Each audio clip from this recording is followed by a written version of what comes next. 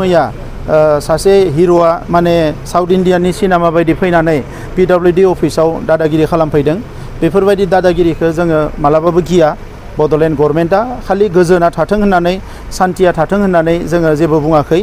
दा बिथांमोना दिनै गोजोन सावरायनायाव फैदों, सलुसनाव फैदों। बेखौ मोजाङै थानानै सलुसनखौ खालामनानै गावबा गाव न'खराव थांनानै संसार जाबानो जाबाय, जोंहा बुंनांगौ गैया। जों बिथांमोनखौ अरायसम मदद खालामनो होननानैनो दिनै दंबाय थायो।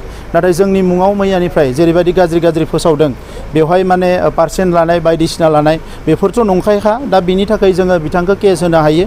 दा जोङो अननानै जों केस होनो नागिराखै। बेहा जेबो प्रुफ गैया, बेवहाय जेबो एभिडेन्स गैया। जानला मोनला बिथाङा जोंनो दाय जाबसिनजों पिडब्लिउडि अफिसाव जे टेन्डार जागोन बेखौ आङो मिथिया, बेखौ अफिसारफोरासो खालामो।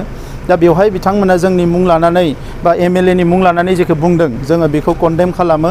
आरो बेफोरबायदि दादागिरि जाहाथे सेकेन्ड टाइम खालामा बेखौ जोङो बेखौ खावलायो। मानोना बे बड'लेण्डआ बेबायदि साफा सानै साथाम मानसिनि दादागिरिनि फिल्ड नङा बियो। बेवहाय जोङो गोजोनै थानांगौ, सान्थियै थानांगौ आरो जौगानायनि खामानि मावनांगौ, जों बेखौनो लुबैयो। मैया सासे हिर'आ माने साउथ इन्डियानि सिनेमा बायदि फैनानै पिडब्लिउडि अफिसाव दादागिरि खालामफैदों। बेफोरबायदि दादागिरिखौ जोङो मालाबाबो गिया। बड'लेण्ड गभर्नमेन्टआ खालि गोजोना थाथों होननानै सान्थिया थाथों होननानै जोङो जेबो बुङाखै। दा बिथांमोना दिनै गोजोन सावरायनायाव फैदों, सलुसनाव फैदों। बेखौ मोजाङै थानानै सलुसनखौ खालामनानै गावबा गाव न'खराव थांनानै संसार जाबानो जाबाय, जोंहा बुंनांगौ गैया। जों बिथांमोनखौ अरायसम मदद खालामनो होननानैनो दिनै दंबाय थायो।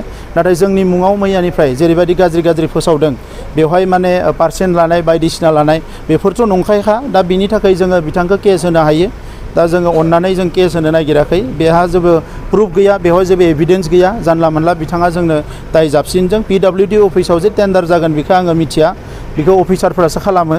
दा बेवहाय बिथांमोना जोंनि मुं लानानै बा एमएलए नि मुं लानानै जेखौ बुंदों जोङो बेखौ कन्डेम खालामो। आरो बेफोरबायदि दादागिरि जाहाथे सेकेन्ड टाइम खालामा बेखौ जोङो बेखौ खावलायो। मानोना बे बड'लेण्डआ बेबायदि साफा सानै साथाम मानसिनि दादागिरिनि फिल्ड नङा बियो।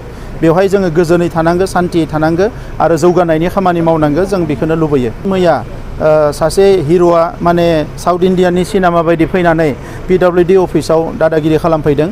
बेफोरबायदि दादागिरिखौ जोङो मालाबाबो गिया। बड'लेण्ड गभर्नमेन्टआ खालि गोजोना थाथों होननानै सान्थिया थाथों होननानै जोङो जेबो बुङाखै। दा बिथांमोना दिनै गोजोन सावरायनायाव फैदों, सलुसनाव फैदों। बेखौ मोजाङै थानानै सलुसनखौ खालामनानै गावबा गाव न'खराव थांनानै संसार जाबानो जाबाय, जोंहा बुंनांगौ गैया। जों बिथांमोनखौ अरायसम मदद खालामनो होननानैनो दिनै दंबाय थायो।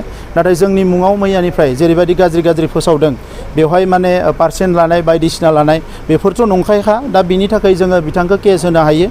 दा जोङो अननानै जों केस होनो नागिराखै। बेहा जेबो प्रुफ गैया, बेवहाय जेबो एभिडेन्स गैया। जानला मोनला बिथाङा जोंनो दाय जाबसिनजों पिडब्लिउडि अफिसाव जे टेन्डार जागोन बेखौ आङो मिथिया, बेखौ अफिसारफोरासो खालामो। दा बेवहाय बिथांमोना जोंनि मुं लानानै बा एमएलए नि मुं लानानै जेखौ बुंदों जोङो बेखौ कन्डेम खालामो।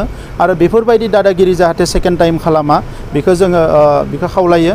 मानोना बे बड'लेण्डआ बेबायदि साफा सानै साथाम मानसिनि दादागिरिनि फिल्ड नङा बियो। बेवहाय जोङो गोजोनै थानांगौ, सान्थियै थानांगौ आरो जौगानायनि खामानि मावनांगौ, जों बेखौनो लुबैयो।